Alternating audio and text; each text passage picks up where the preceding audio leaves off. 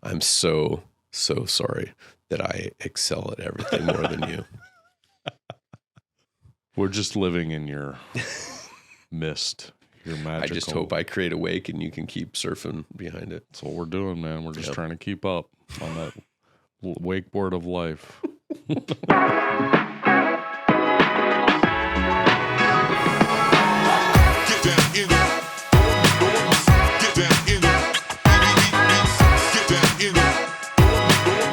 Welcome to the Marketing Team of One podcast, where we have conversations about the issues one-person marketing teams face when trying to meet their goals with limited time and budgets. Now here's your hosts, Eric and Mike. Hey, Mike. What's that I see on your cheek there? Has it been raining? Yeah, on my face. On your face? Yeah. What's going on? It's one of those days. Just kind of like, what the funnel? Like, funnel, the word funnel is just, it's used so many different ways. And like, I think if you ask a bunch of different people, they're all going to give you different answers and stuff like that. So I think when you, whoa, slow down. Funnel. This is something that we use to pour gasoline into our old tractor. Like, yeah. I don't know what you mean by funnel in a marketing sense. Oh, a marketing funnel. Marketing funnel. Yeah. Okay. And you don't like the word funnel, or you just don't like the concept? I think the word has taken on different meanings, and I think it's confusing the issue a little bit. Because I'm not using that word again. You're not using the F word? The F word. From here on out? Yeah. So I'll have to bleep it if we accidentally say it. Okay. Yeah. We're a pretty clean show here, so. Yeah. Okay. But yeah, I'm not saying the F word again, because I think it's just, I think different people have kind of taken their different understandings of what it is, and I think it's just added to some confusion when I'm talking to people. What do you then use instead of the word funnel? Because that seems to be, I've heard of that a lot, and everybody talks about customer journey and how it's, you move them, the sales force is always moving the people through the funnel to get to a paying customer, right? Is that the kind of the original concept behind the F word? Using the word customer journey is probably a little bit better. I think oh, geez. Said it again. This guy. That implies that you're forcing something from a wider net into something smaller. Like if you're making sausage, you're actively pushing things into the funnel to get it into a Nobody casing. likes to see that. Nobody likes to see you making the sausage. I don't like the idea of the wording. We're moving people through the funnel, through the F word. Don't like it. Beep. I think it's better to think of it as the customers are on a journey, and we're trying to meet them where they are in that journey with the goal of, creating leads, but you're meeting them where they are on a journey. I don't want to feel like we're taking a bunch of people and like forcing them through this thing that's constricting everything down, and then just pooping them out of the bottom. We're not going to bleep that word. I guess that's clean enough. We can leave that in there. Yeah. Okay. But like, I just think that the intention's great and everything. But what I think there's confusion with that F word between like the overarching, like basic marketing concept and more tactics that are done. Like I've heard the F word used for like a very specific set of deliverables. It doesn't feel right to me. It doesn't ring true. Our jobs as marketers is to encourage, maybe as a guide. Would you say, is that maybe a better way of phrasing that? Is that more of the process? But still, I feel like when you're guiding, you're grabbing them by the hand, and maybe it seems. I think you need to.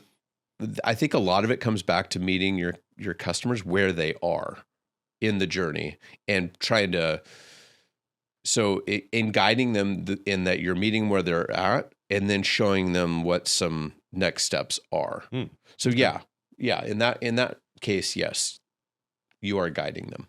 You're more, though, on that level, it's even just more educational. It's more like, you can choose these many paths. Here's 1, 2, or, oh, this one's really great. Here, you might want to go down that one. But that's kind of a really soft sell. But I think that speaks a little bit to people's levels of disrespect for being sold to, I guess, is what I'm thinking of. People don't want to be sold. They don't want to be pushed. They don't want to be even take my hand and walk me through this. But I would imagine as you work your way through this process. Like it.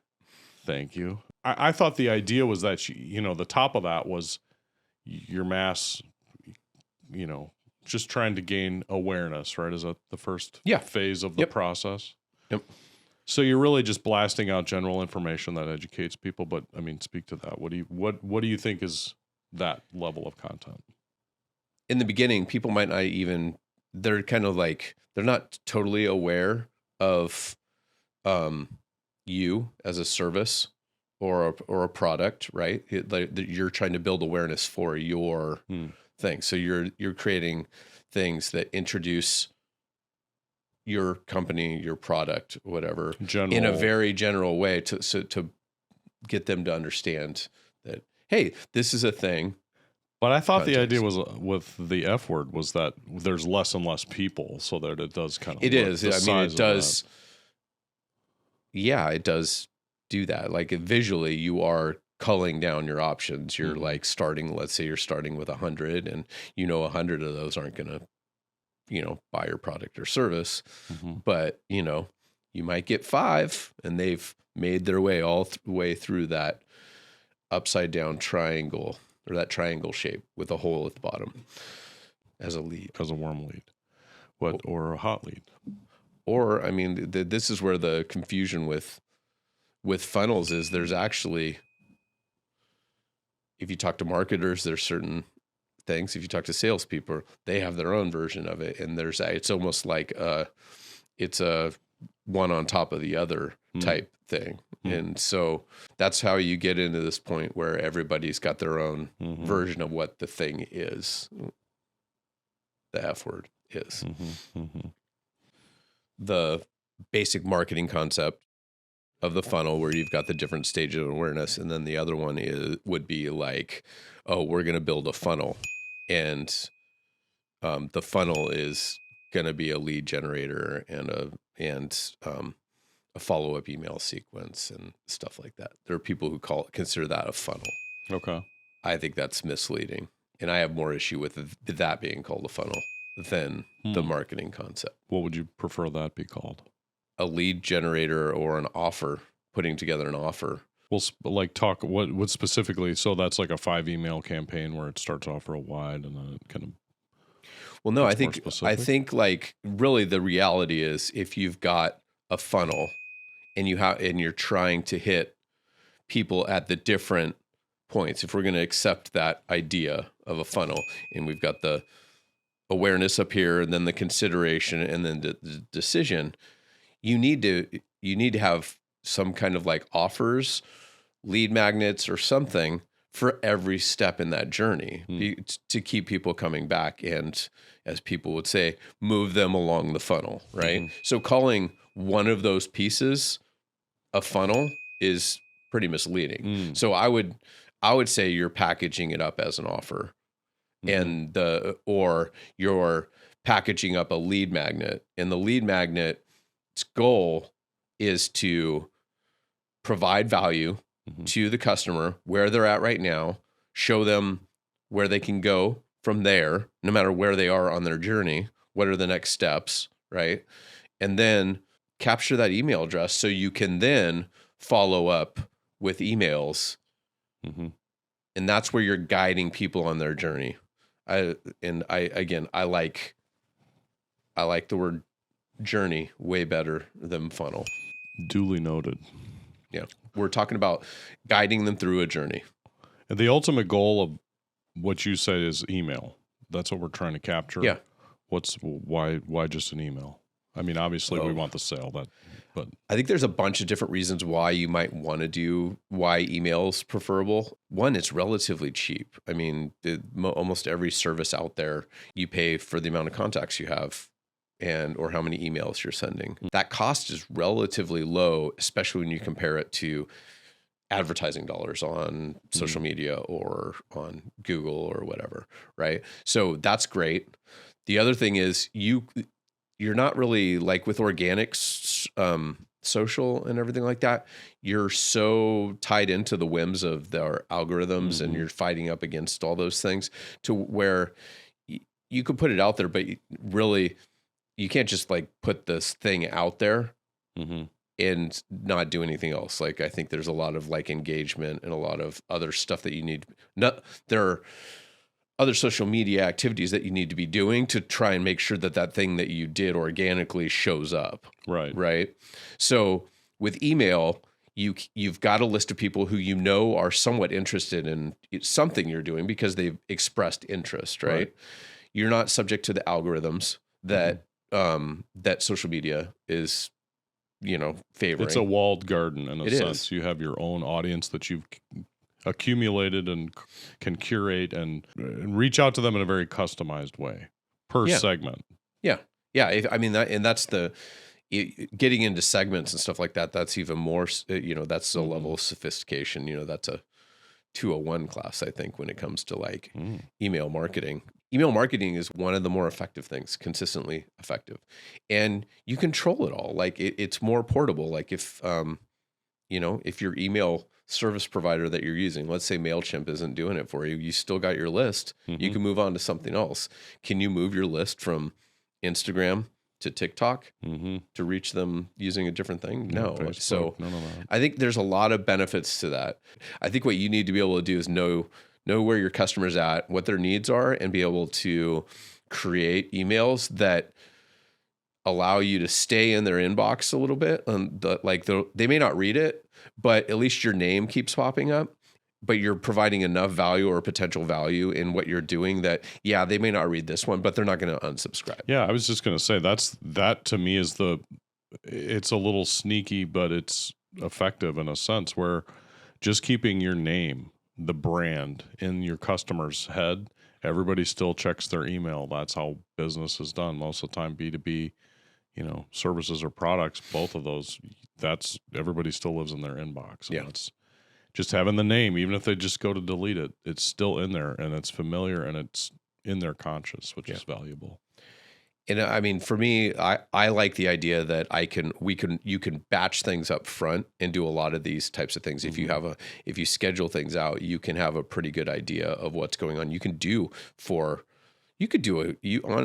sit down and do a year's worth of emails in a day if you really buckled down and brainstorm them all and start working. Maybe a day is too much, or not enough, but you know what I mean? Like the idea is that you can schedule all that out and then let that work for you while you work on other things.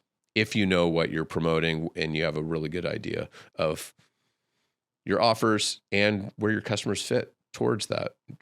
That doesn't mean set it and forget it either. I mean, if there's topical things that come about, what it does is it allows you the time to go in there and create something that might be a relevant topic. Maybe your product or service is in the news, or there's a annual something that happened that brings your group, your vertical into the news. You can then go and not spend a ton of time, write something to it, get it out there in email. And your audience is aware. Yeah. So I mean, I'm a big fan of email, more so than a lot of the other things that we've tried. So we were talking about emails, and we were talking about, let's talk a little bit about the content around those emails. I mean, I know that, we talked about you can write at all different types of levels and how that fits into the F word. Yeah. What are those things that are relevant when you're creating content around an email campaign? I think really you have to know your customer. I think knowing what problems they're facing, what are their wants, what are their needs, and being able to write to those is going to be way more effective. The wrong approach is to send out emails every week. Like, check out how much better we are than you at all these things. You should buy from us because we're awesome. We're super great. Buy from us. You get 2 or 3 of those things, you're going to tune out. Forget it. Yeah, I don't care. But if my car is making crazy squeaky noises, right? That's a problem, right? And if you could send me an email that's saying, "Hey, is your car squeaking?" It could be, Mm-hmm. this, or this. Like, oh, that's good. Maybe I'll save that for later. And then when I realize that, oh, I need to have somebody really look at this, who am I going to go to? It's going to be the people who've been sending me this helpful thing. You're building this like relationship with people. It sounds a little weird to say, but you're building up this trust with them, and then you've never even talked to them. Yeah, like, hey, they know me. How did they know my car's squeaking? What the heck? Yeah. These guys are good. Yeah. Knowing where they're at, and then knowing that those needs are different. The closer they are in their journey to actually purchasing from you, Mm-hmm. right? Like in the beginning, you've got that awareness thing. You're talking about like just, hey, we're out here. You see a lot of content marketing stuff out there, like that are written to that kind of top of the funnel type thing. Tofu, as we like to say. Yes. Okay. There's a lot of content marketing out there that I think that's where I discover a lot of different Mm-hmm. brands out there or services or something, because you've written something and they've written some great article that helps you understand something. And you're like, I've never even heard of this, but oh, this is an interesting, you might not even consider it then, but it might come back up later or whatever. So that's the awareness side of things, right? So that's different than, okay, I'm aware of this problem. I'm trying to solve it a little bit more. Now I'm trying to consider who should I go with, right? Mm-hmm. There's content that goes to that. And then as you get further down, the decision, why should I choose you over this person? At every point in that, you should understand their needs and try and speak to those needs. So you're becoming more of that helpful kind of assistant or like advisor or something like that in a way. Yeah. And you've done the work to kind of buy space in their head by sending these emails at a consistent rate. You've bought the real estate in their brain already. Yep. And now you're connecting the dots with stuff that meets them along the way, that all of a sudden now maybe I need to call these people or whatever. Like, wow, I feel really good about them. Like, I feel like they've had a mic in our office, and they feel like they really know me, because like every step of this journey, they're like they've anticipated my needs, and they've shown me the way. Like they know me. That would be a great, how could I go wrong working with, if people they're aware that you exist, and now they're considering options. Then if you can provide something that you trade an email for, you can capture that email, and you might be able to guide them towards the solution, because they're aware of a problem. Mm-hmm. There'd be different lead magnets you would use for that stage than if you're a little bit closer and they're really trying to decide. There's probably other lead magnet things that you could do. Like, hey, we're fully aware of, they're fully aware of who you are, what you can do. They're just trying to decide between you and a competitor on what's important, or whether this is where I want to go. Let's just define what a lead magnet is one more time, because let's assume that some people may not know what that means by lead magnet. Lead magnet is something where you can provide something of value to a potential customer in exchange for their email.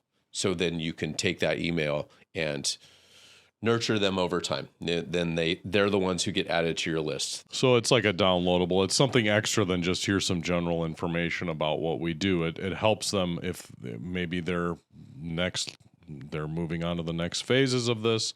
Here's a little worksheet, or here's a little ebook, or some research we did around this topic specifically that might help you make a decision, or just educate you as to what's out there. And I mean, it's really hard to talk in vague terms, about what's like if you search the web and like, what's the best lead magnet, you're never going to get a great answer. You just get a whole bunch of people who've had things that worked.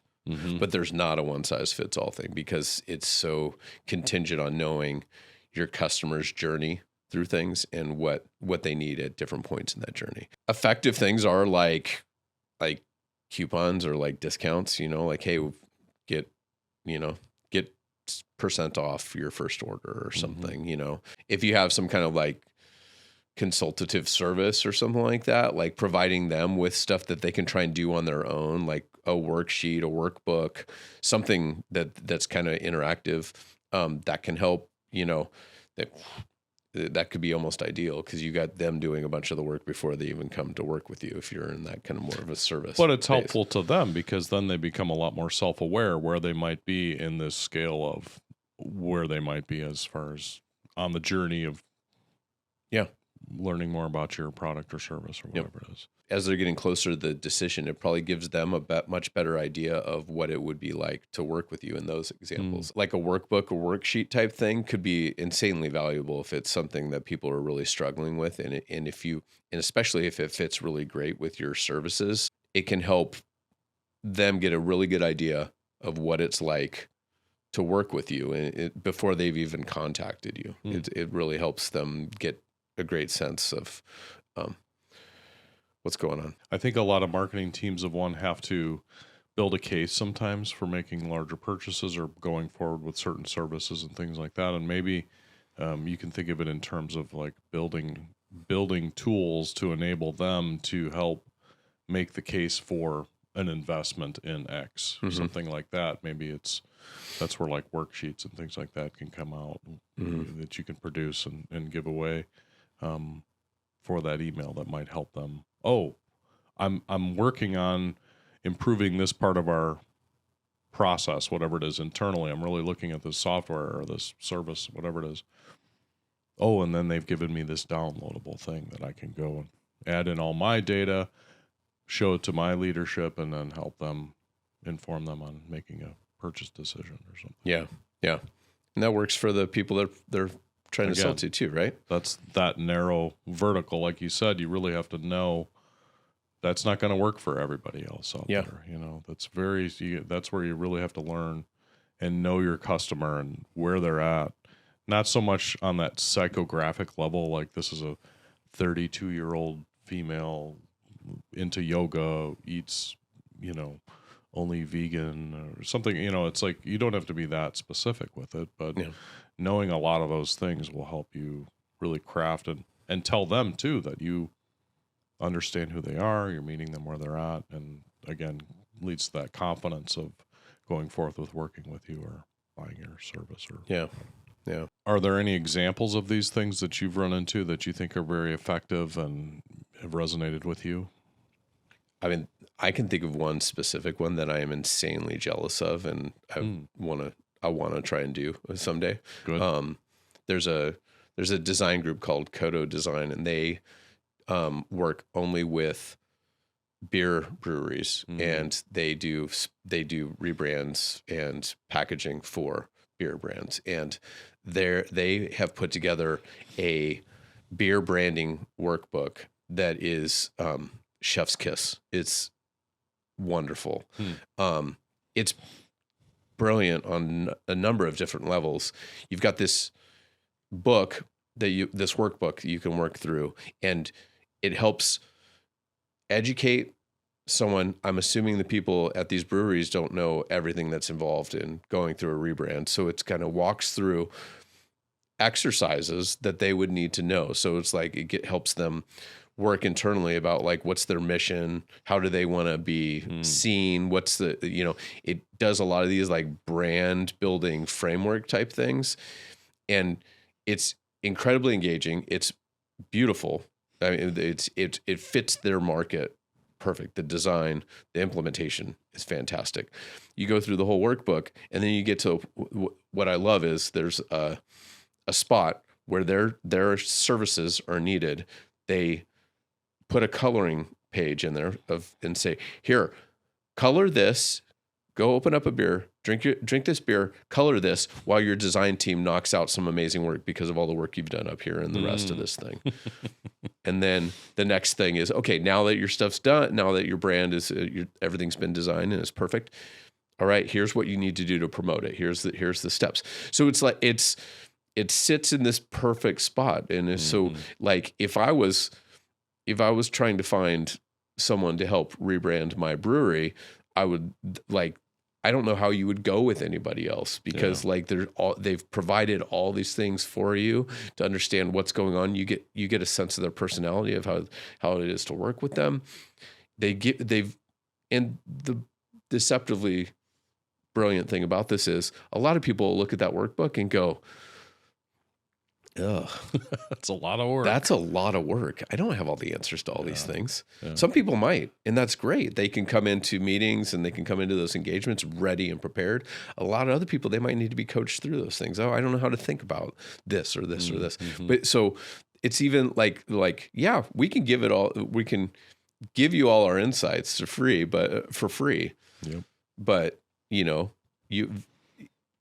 you could probably get it done quicker if you come see us. Well, it's that model of pricing too. When you start to talk about it, we can guide you, and you can do it all, and we can help advise. Yep. We can do it with you, where we're both alongside of each other doing something with you. Usually, I think we can speak most comfortably to professional services. Definitely. That's really where our expertise and our background is just selling those professional services. So really works well for that. But then that third step is we do it all for you. And those are those three different ways. It meets them in all of those spaces, which is really the art of that whole piece that they developed, and that freebie that they just give away. Yep. Here's the whole process. I mean, another design firm could come in and take that and say, this is our process, and kind of follow that, because it gives away all of their IP, all of their process, which is really something. But I'm sure there's a lot of special sauce behind that too. Exactly. Right? And that really makes them tick. And well, and it shows great intent on their part towards working with a client. They care. They have the genuine feels, as the kids like to say. Yeah. But I mean, I've seen a bunch of other really good ones, but that lead magnet is, I'm not even their intended audience, but I can look at that and just drool, because it's, for a number of reasons, it's awesome. It looks great. It's perfect for what they're trying to do. Well, and the copy is funny. It walks you through in a nice pace. Yeah. Yep. I want to drink more beer, and I want to copy that and do it for myself. I'm jealous. I'm just jealous. I think the more we look at nice things, it just builds up the jealous rage inside all of us, really, when we see that. Yeah. One I know has been really effective for StoryBrand is on their, I think it's still on their homepage, but they have a website makeover lead magnet. And the idea is you sign up, and over 3 days, you get a video content trickled out of different things you can do to improve your homepage of your website. And I would have no problem sending anybody who's like, I feel like something's off with my website. Reading through that, it really kind of helps establish some great, if you're lost and twisting in the winds, going through that series right there is really great. And the great thing is, after that, through the emails, they're all promoting that, hey, you can learn this messaging framework, and you can apply this to your stuff. It's a great lead in to where they're at. But like the pain point there is that there are marketers who feel like their website isn't effective as it could be, and so they've educated them and shown them a path. And you could not work with StoryBrand, but you could take the stuff that was part of that video and implement some of those things. And from what I've heard, that's been one of their more successful lead magnets that they've ever done. And it was done 6 years ago or more. So a series of videos, kind of very advisory, kind of somewhat general. Obviously, it's not specific to them, but it covers a lot of really valuable tips and tricks in a sense. Yep. Mostly around copy, right? They don't. Yeah, I mean, there's some structural things in there as well. But yeah, a lot of it is just copy. Yeah, that's copywriting. I think we were attracted to that for sure when we started to do some of that stuff. What other samples can you think of? Is there any other great ones that you've seen? I think reports or some like in-depth things where you've done a lot of work behind the scenes to like provide statistics and numbers, and those can be really effective for certain people if they can use that data to further their work. That those can be really good. I'm becoming less and less of a fan of like the ebook, like the general ebook thing. Mm-hmm. I don't know that those are as effective as people would like them to be. And I think you probably would have better success actually putting those things up as content on your website and getting the SEO, that comes from that instead of bearing it in a gated PDF. Yeah, because the SEO, the spiders don't really catalog that or rank it as high. Well, it's not. It's well, if your PDF is in a place where it can get crawled, you're kind of ruining the point of your gated content, right? Most of the time when we do it, that PDF lives somewhere that's not going to be crawled, and we deliver it via email to whoever signed up for that. But I don't get the feeling that most ebooks are a really good way of. They prove authority, I think, is one of the most effective things that they do. Is you've got large amounts of content that are produced in a publication style that comes across as a magazine or something like that. That's really helpful. I mean, as designers, it's always fun to think of hey, we can harken back to our days of designing publications, and that you can have more freedom and fun with it. But I just don't know if they meet people where they're at as effectively as people would like them to. I wanted to go back to statistics because I think that's something that if you have access to data points, that speaks to so many different levels of people in your organization. It's really helpful, and it's expensive. I mean, I know that we work with some clients that spend an enormous amount of money on studies and statistics. And that's something that you can't just go find a lot of. That, you can go to, like I'd mentioned before, Deloitte does a nice job of putting together that survey and those numbers, which is pretty valuable stuff. But it's pretty hard to kind of get any more granular on your specific market. It gets expensive. So, I'm not saying give away the bank, but if you have knowledge and access to some of that data and have the ability, I know that if you buy it, you have publication rights you need to be wary of. You can't just splash what is maybe gated, data out there in public, but just make sure you're checking on that. But that's really valuable stuff. People spend a lot of money on that, and it's super valuable. But if you yourself have data that could be helpful for your target audience as they're on that journey, like that could be gold. That could be a really successful, that case study model where you're trying to prove viability around work that you've done or stories around certain projects maybe you've worked on.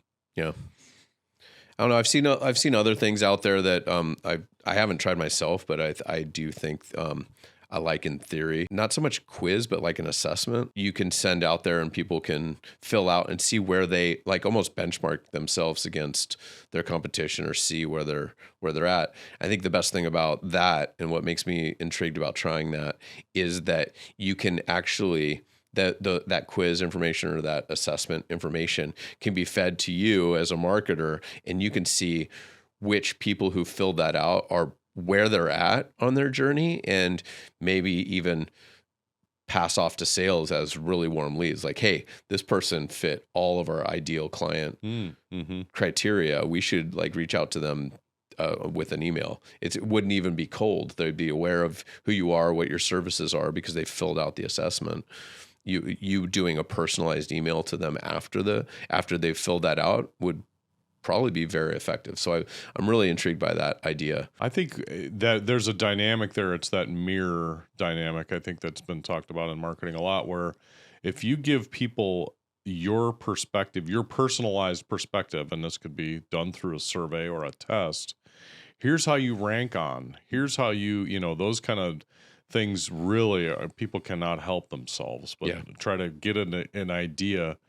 Here's where your website ranks. Here's where you as a person doing this job ranks against others or against other industries or things like that.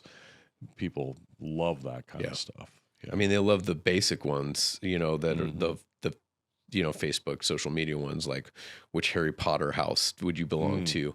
I don't think we're talking so much about that, or which Arrested Development character you most like or something like that. I would do that one if it exists. But who would it be then? I mean, which character? Oh gosh, I'd like to say Michael, but I'm probably more like Tobias or something. I'm more like Michael Cera, the son, just kind of confused and wandering around. Turns out we're both Job, and just one segue away from being Job. Right. I don't know. Other ones that seem very interesting to me is like a calculator, like some kind of like some of them you see like return on investment calculators where they can kind of plug in their numbers. That's especially really good as you get into that decision-making phase. Like if you can if they could even price out what it would be like to work with you over competitor or something like that, that could be a really compelling thing to kind of nudge people towards a sale as well. And again, it's something you take to stakeholders and leadership, and they're like, oh yeah, well, obviously we need to go with them. You know? Yeah. Help people help themselves a little bit, right? Mm-hmm. Yeah, I guess that's the whole idea is, I think people want that and are empowered to take control. They don't want to feel manipulated. They don't want to feel like they're being forced to do anything. They're making the journey themselves, and it's my way, and this is going to work for us and our organization. And that's what's hard to understand is that's so unique to every organization out there. There's no way you can appeal to them on such a specific level, but using some of the things that I think we just talked about will really help kind of just burrow a little bit further, deeper into their conscience, and hopefully. And just be mindful of the fact that the people you're reaching out to, when they think of marketing, they're not thinking of the F word we've been talking about. They're thinking about the more common F word out there. Right. Like marketers, F those guys. That's what they're thinking about. But if you can not be jerks about it, or not be like so much we're awesome that, we've done this and this and this. If you're meeting people where they're at and providing helpful content and helpful tools, I think that it's going to be way better for your efforts in the long run. Yeah. Yeah, I think that just is an easier way to come to a relationship with anything like that. They're choosing to reach out to you. Mm-hmm. You're excited to work with them. I mean, there's just a lot of positive energy around that and symbiosis. So are we done using the word? Oh, I'm going to have to bleep that one more time. Funnel. I'm done. Well, I think that's a great place to end the podcast, Mike. Yeah. You've done a great job of putting a finer point on the F word. But it's been good. Yeah. Appreciate it. Thanks, it's been fun. Thanks, man. Thanks for tuning in. For more information and other episodes, subscribe to the Marketing Team of One podcast on YouTube, Apple, or Spotify podcast networks. You can also chat with us on the r/Marketing Team of One subreddit, or visit marketingteamofone.net to learn more.